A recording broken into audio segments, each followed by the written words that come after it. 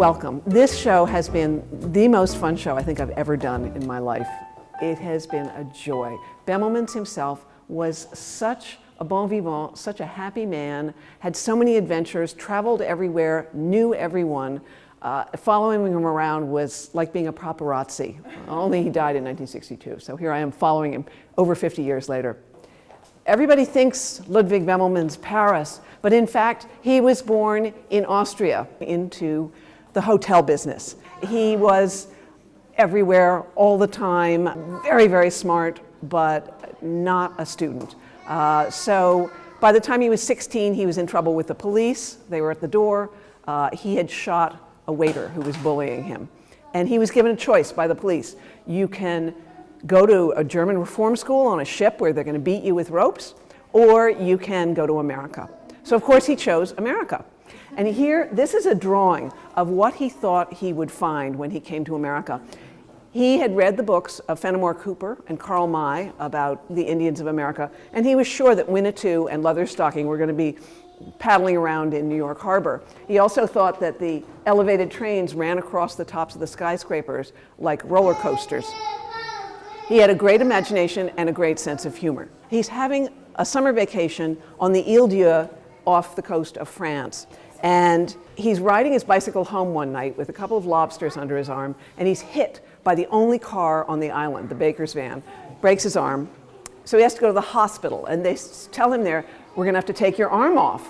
And he says, no thank you. I'll stay here and you can set it. So they set it, and he spent 2 weeks in the hospital. And there he saw a little girl in the next room who just had her appendix out.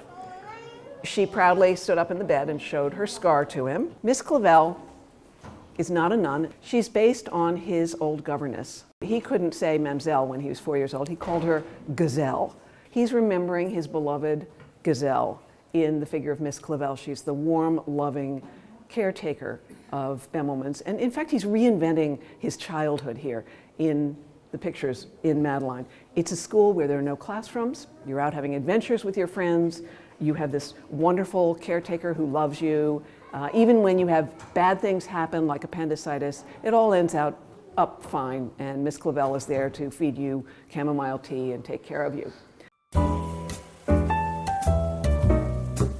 Town & Country asked him to do a memoir of his time at the Ritz, where he spent almost 20 years learning the hotel business. This was his school, this was his education, growing up for the next 15 years, working at the hotel. This was his chosen tribe, this was his family. Remember, he was in exile, but the hotel business took care of him. Living in a hotel at that point was kind of nanny-like.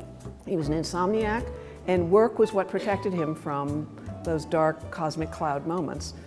So he worked all the time.